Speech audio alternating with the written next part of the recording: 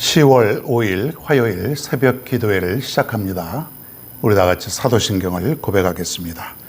전능하사 천지를 만드신 하나님 아버지를 내가 믿사오며 그 외아들 우리 주 예수 그리스도를 믿사오니 이는 성령으로 잉태하사 동정녀 마리에게 나시고 본디오 빌라도에게 고난을 받으사 십자가에 못 박혀 죽으시고 장사한 지 사흘 만에 죽은 자 가운데서 다시 살아나시며 하늘에 오르사 전능하신 하나님 우편에 앉아 계시다가 저리로서 산 자와 죽은 자를 심판하러 오시리라. 성령을 믿사오며 거룩한 공예와 성도가 서로 교통하는 것과 죄를 사하여 주시는 것과 몸이 다시 사는 것과 영원히 사는 것을 믿사옵나이다. 아멘. 아멘. 하나님의 말씀입니다. 사도행전 5장 17절부터 23절 말씀입니다. 5장 17절부터 23절입니다. 제가 읽도록 하겠습니다. 대제사장과 그와 함께 있는 사람, 즉 사두개인의 당파가 다 마음에 시기가 가득하여 일어나서 사도들을 잡아다가 옥에 가두었더니 주의 사자가 밤에 옥문을 열고 끌어내어 이르되 가서 성전에 서서 이 생명의 말씀을 다 백성에게 말하라 하매 그들이 듣고 새벽에 성전에 들어가서 가르치더니 대제사장과 그와 함께 있는 사람들이 와서 공회와 이스라엘 족속의 원로들을 다 모으고 사람을 옥에 보내어 사도들을 잡아오라 하니 부하들이 가서 옥에서 사도들을 보지 못하고 돌아와 이르되 우리가 보니 옥은 든든하게 잠기고 지키는 사람들이 문에 서 있으되 문을 열고 본즉 그 안에는 한 사람도 없더이다 하니. 아멘. 할렐루야. 하나님의 기적이라고 하는 제목으로 오늘 말씀을 증거합니다. 사도들이 그 복음을 증거하다가 예수 그리스도의 이름으로 병자를 고치고 또 복음을 증거하다가 산헤드린에 의해서 감옥에 잡혀간 것을 기억하시죠? 예. 그때는 뭐 특별한 어떤 잘못을 묻지를 못하고 죄를 묻지를 못해서 할 수 없이 풀어주었는데 도저히 못 참겠나 봅니다. 또다시 오늘 보니까 감옥에 갇히고 마른 거예요. 17절 18절에 보니까 대제사장과 그와 함께 있는 사람 즉 사두개인의 당파가 다 마음에 시기가 가득하여 일어나서 사도들을 잡아다가 옥에 가두었다 그랬습니다. 사도들을 통해서 기적이 일어나고 백성들이 이제 모든 관심과 집중이 사도들에게 있다 보니까 이 기득권층에 있는 사람들, 종교 지도자들이 잔뜩 지금 긴장하고 있는 상태입니다. 그리고 그 시기와 질투를 견디지 못했습니다. 그래서 저들이 가지고 있는 것은 권력, 힘이기 때문에 약한 사도들을 잡아다가 감옥에 가두고 핍박하고 매질을 하고 그러한 일들을 서슴없이 자행한 것입니다.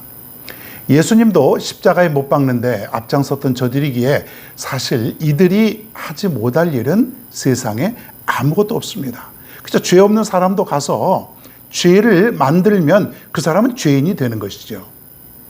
그 사람이 죽을 일이 아니어도 그 사람을 죄를 만들어서 흉한 범죄자로 만들어서 사형에 언도할 수 있는, 죽게 할 수 있는 그런 일도 능히 하고도 남는 그런 힘 있는 그런 자들입니다. 자, 제자들이 다시 감옥에 끌려왔습니다. 뭔 죄를 지었습니까? 베드로와 요한이 아무것도 없습니다. 병든 자를 고쳐주었고 그리고 그리스도의 복음을 증거했고 그리고 그로 인해서 백성들이 사도들을 칭송하고 따르고 존경하고 그리고 그들 중심으로 하나가 되다 보니까 이 권력층들이 사내들인 공회원들이 이 사람들이 시기하고 질투했습니다. 자, 그런데 오늘 놀라운 일이 벌어집니다. 19절에 보니까 주의 사자가 밤에 옥문을 열고 끌어내어 이르되 그랬습니다. 자, 감옥에 또 갇혔는데 주의 사자가 저들을 다시 옥문을 열고 끌어내었다. 그러니까는 지금 하나님의 능력으로 인해서 주의 사자가, 천사가 저들을 다시 옥문 밖으로 주두새도 모르게 끌어내는 장면을 볼 수가 있습니다. 기적이죠, 여러분. 기적. 오늘 보면 23절 마지막 절에 보니까 이르되 우리가 보니 옥은 든든하게 잠기고 지키는 사람들이 문에 서 있으되 문을 열고 본즉 그 안에는 한 사람도 없다이다 하니 그렇게 되어 있습니다. 주의 사자가 이들을 바깥으로 끌어내었는데 거기에는 사실은 옥이 든든하게 잠겨 있었고 그리고 지키는 사람도 있었고 그런데도 안에 보니까 그 사람들이 없었다는 거예요. 어디로 갔습니까? 놀라운 일 아닙니까, 여러분? 기적이 일어났던 것이에요. 예? 기적이 일어났습니다. 어떤 놀라운 일들이 지금 이 감옥에 있는 이 현장에서 일어나고 있었다는 것이죠, 여러분. 사랑하는 여러분, 하나님의 능력은 이와 같이 엄청난 일들을 능히 행하고도 남는 것입니다. 저들은 복음을 증거하다가 감옥에 들어갔습니다. 그런데 또 풀려났습니다. 하나님이 살려주셨습니다. 이것은 복음 증거는 여기서 중단될 수 없다는 것을 의미하고 하나님의 능력이 늘 임한다고 하는 것. 그것은 어떤 가상의 세계, 어떤 생각만이 아니고 실제로도 일어날 수 있다는 것. 그리고 이 기적은 저 옛날 2000년 전에만 일어나는 그러한 특별한 상황이 아니고 오늘날에도 얼마든지 하나님의 능력, 그 기적은 존재한다라고 하는 것이죠. 여러분, 하나님의 기적을 믿으시기를 바랍니다. 그리고 하나님의 능력이 얼마든지 강하고 그리고 일어날 수 있다는 것도 여러분이 믿으시길 바랍니다. 남의 일이 아니고 다른 사람에게 일어나는 것이 아니라 그 기적과 그 능력은 바로 오늘을 살아가는 나에게도 반드시 일어날 수 있다라고 하는 것을 우리가 확신해야 되는 것이죠. 내가 믿는 하나님은 그러한 하나님이에요. 이 세상에 못할 것이 없는 그러한 하나님이시라는 것이죠. 오늘도 내일도 하나님을 의지하고 확신하며 살아갈 수 있는 우리 모두가 되기를 바랍니다. 자, 그런데 우리가 이해 못할 부분이 하나 있습니다. 이 기적이 왜 어떤 때는 일어나고 어떤 때는 일어나지 않는가? 이것이 좀 의문 아닙니까? 우리가 이 세상 살아가다 보면 여러 가지 일들을 위해서 기도하지 않습니까? 하나님을 확신하지요. 그리고 하나님께 간절히 기도합니다. 어떨 때는 하나님, 정말 내 가족이 하나님의 자녀가 되게 해주시고, 하나님 내 병든 육체를 좀 치료하여 주시고, 하나님 이 문제를 좀 해결하여 주시고 그러는데 우리가 살다 보면 어떤 것은 이루어졌는데 어떤 것은 이루어지지 않고 그래요. 왜 그럴까? 내가 기도하지 않은 것도 아닌데, 어떤 것은 더 간절하고 어떤 것은 더 간절하지 않은 것도 아닌데 그럴 때가 있지 않습니까? 의문이에요. 성경에도 보면은 바울과 실라가 감옥에 갇혀 있을 때에 옥문이 열리고 흔들리고 또 지진도 일어나고 그래서 저들이 바깥으로 풀려나는 그런 모습도 여러분 보지 않습니까? 그런데 어떨 때는 사도 바울이 로마의 감옥에 갇혀 있는데 나오지 못하고 거기서 순교를 합니다.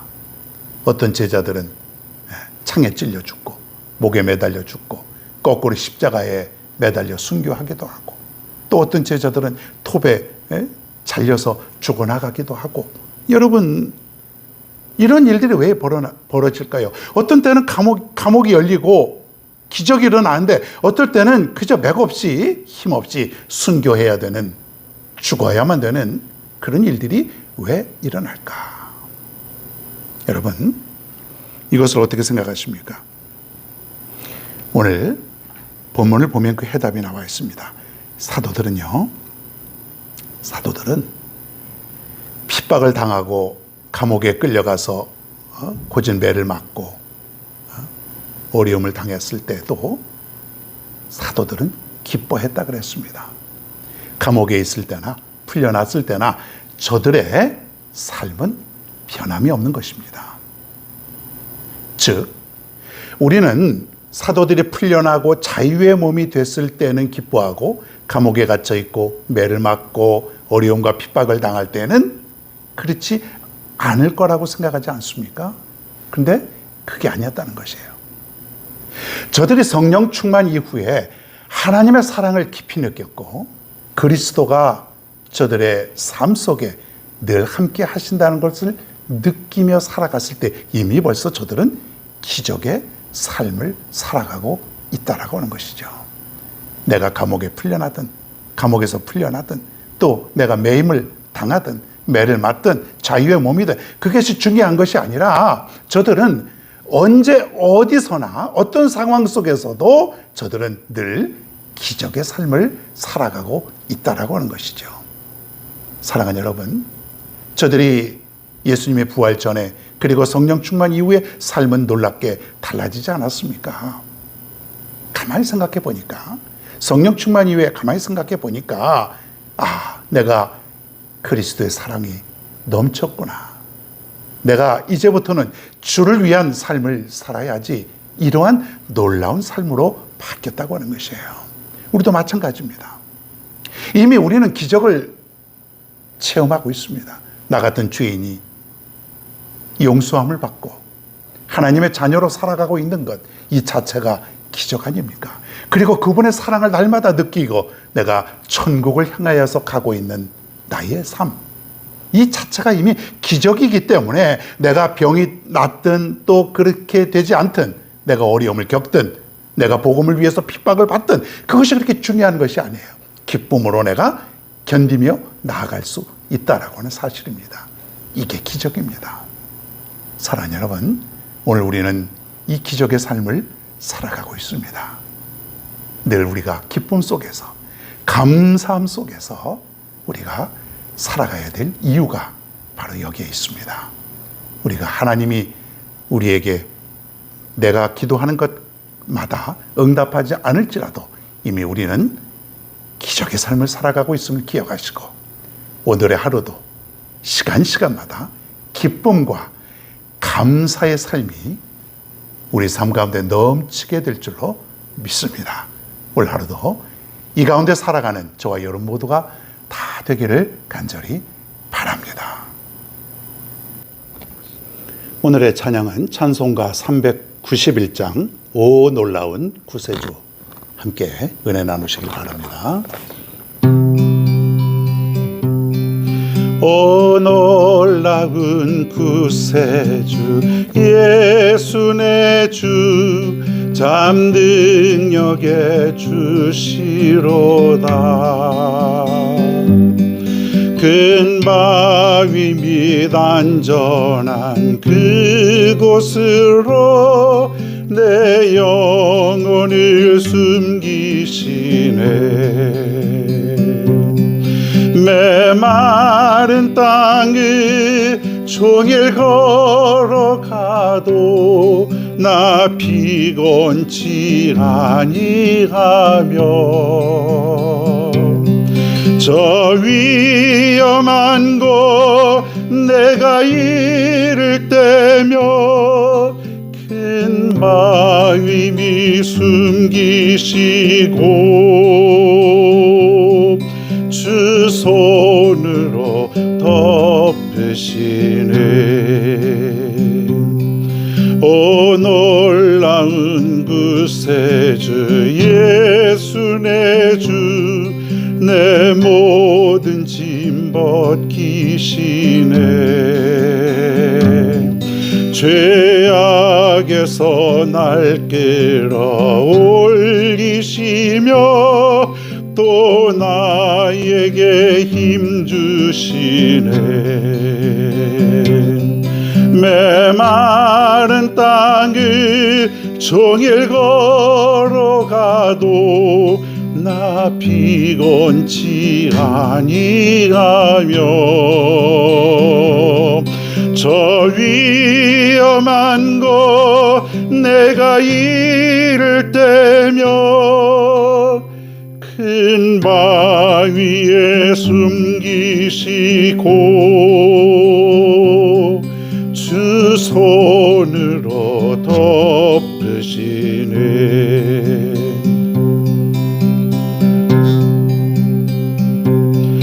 증량 못할 은혜로 채우시며 늘 성령에 감아주사 큰 기쁨 준 주님을 찬양토록 내 믿음을 도우시네. 메마른 땅을 종일 걸어가도 나 피곤치 아니하며 저 위험한 곳 내가 이를 때면 큰 바위에 숨기시고 그 손으로 덮으시네.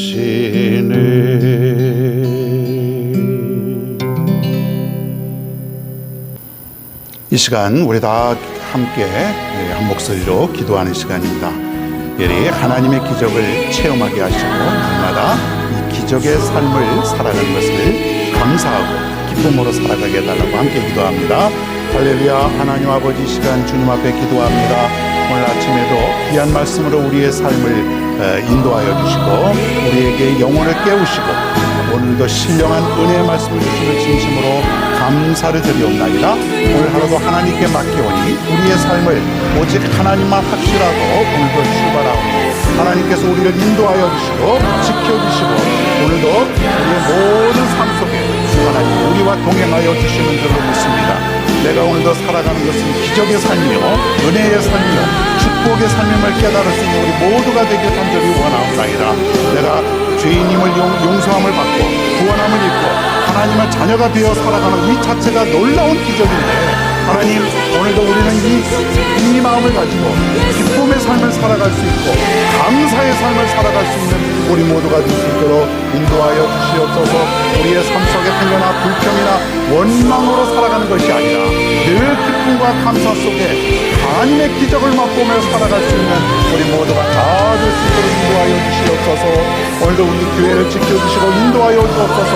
구원의 방주로서 하나님 이 교회를 하나님 지켜주시고 또 세워주시고 늘 이끌어갈 수 있는 우리 교회가 될 수 있도록 인도하여 주옵소서. 우리 모든 성도들 오늘도 믿음으로 승리하게 하여 주시고 오늘도 말씀 속에 오늘도 살아갈 수 있도록 우리 하나님 지켜주시되 저들의 가정과 저들의 사업과 저들의 직장을 오늘도 잘 다녀오고 귀한 결실 맺을 수 있도록 우리 하나님께서 축복하여 주시옵소서. 오늘도 영육간에 함께하여 주시옵소서. 지켜주시옵소서. 오직 하나님만 확신하며 살아갈 수 있도록 하나님께서 오늘 하루도 축복하여 주시고 인도하여 주시옵소서. 하나님 아버지, 내가 살아가는 이 삶이 바로 기적의 삶임을 깨닫습니다. 오늘도 기쁨과 감사 속에 승리하며 돌아올 수 있는 우리 모두가 되게 하여 주시옵소서. 감사드리며 예수님의 이름으로 간절히 기도하옵나이다. 아멘.